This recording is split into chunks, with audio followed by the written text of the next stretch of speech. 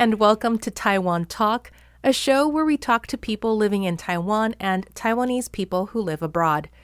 I'm Paz Bueno, and you're listening to my very first episode. In today's episode, I talked to my friend Debbie Liu in Kaohsiung. I know her as an animal lover, plant parent, and fellow home cooking enthusiast, but she's also an active member in the international community, a DJ, and the co-owner of two of Kaohsiung's most well-known hangout spots. Hello, everybody. I'm Debbie Liu, and I am currently a bar owner down in Kaohsiung. And I've done a lot of work around, entertainment in Kaohsiung. The bar that I own, or partially own, is called Brickyard. My partners also manage this bar by the beach in Kaohsiung called Teaching Sunset.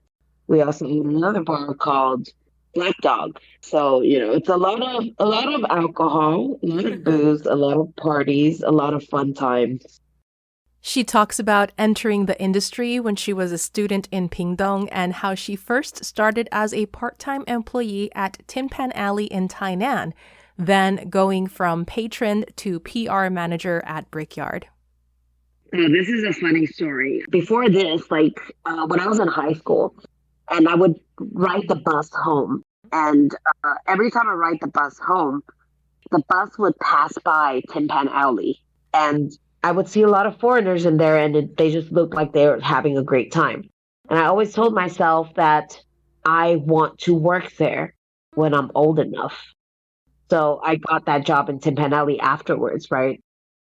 So when I got to Brickyard, I really liked the vibe so much. I told myself, okay, I want to work there. This is my goal. I want to work here. And after partying for a while, one of the DJs offered to teach me DJ, and I was like, why not? So he started teaching me. After I learned the basic skills of DJing, all I needed to do was practice. I didn't have my own equipment. So what I would do is after class, I would just come to Kaohsiung a little bit earlier. So I would just come to Brickyard. The owners know that I'm practicing. So they just kind of handed me the key and be like, okay, if you want to practice DJing. So I was practicing on the equipment inside Brickyard. And then one day, one of the owners, Graham, he saw me practicing, and he just walked over and asked me, would you like to work here at Brickyard? And I was just like, yeah, but what would I do? I don't know, I'm not very familiar with, how Brickyard works, and I don't know what you need me for. And he said, I want you to be a promo staff. So you would be doing promotion for Brickyard. And I was like, yes, part-time, let's freaking do it. She describes the impact COVID-19 had on the bar and restaurant industry and how she then became Brickyard's co-owner at the beginning of Taiwan's coronavirus outbreak. In 2020, COVID hit. All of a sudden, everybody's wearing masks. All of a sudden, nobody wants to go out. They're scared. So the owners of Brickyard, Graham and Ryan, they decided that it was going to be a very hard time for bars and nightclubs and all these even restaurants. It was just going to be hard for all of these places. So they realized that they just can't have a large staff on hand anymore. Back then we would have at most 20 staff members. So they just thought, let's just cut it down to one person and see how it works out. If anything, they can always get part-time staff, but they don't want all these full-time staff standing around anymore. So they first offered to the manager of Brickyard. So she didn't take it, and then I was the next person in line. So they asked me, and they're like, hey, would you like to take this deal? It's a very low base salary, but you get some profit shares. For me, I kind of, was at crossroads because I was thinking should I just go and find another job out there? But at the same time, I had this panic. At the time I was 27 years old. Mm-hmm.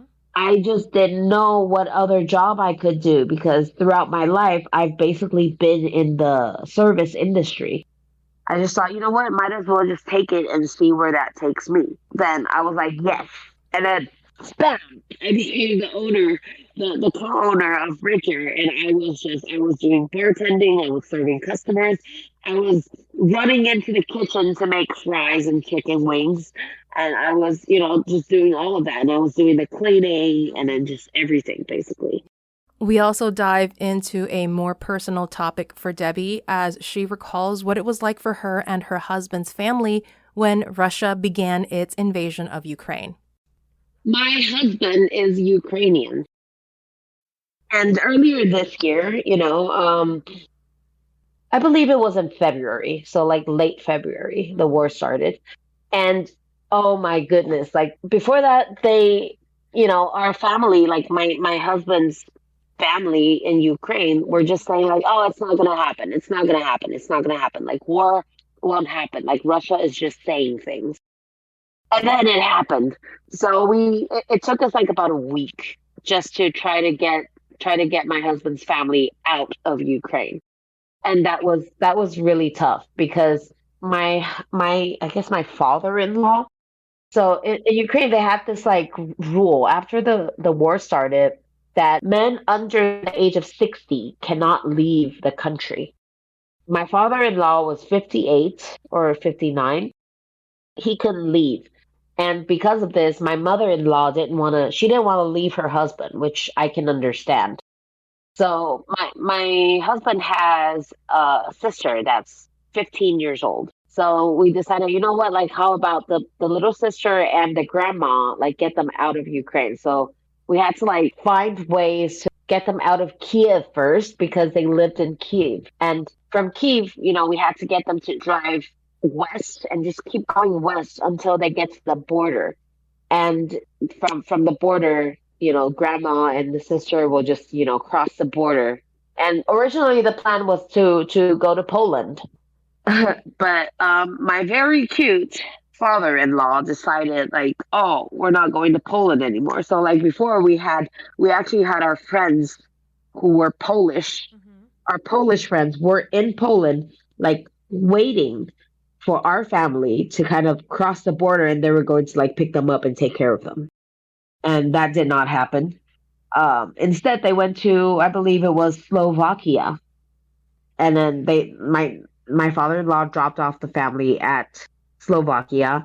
And then we had an uncle that lived in Germany. He drove all the way from Germany to Slovakia to pick up, grandma and our sister. And then they had to then drive back to Germany. So right now, our family, our little sister, our grandma is currently in Germany, going to school, learning German, all of that good stuff. They're safe. And my in-laws are still in Kyiv.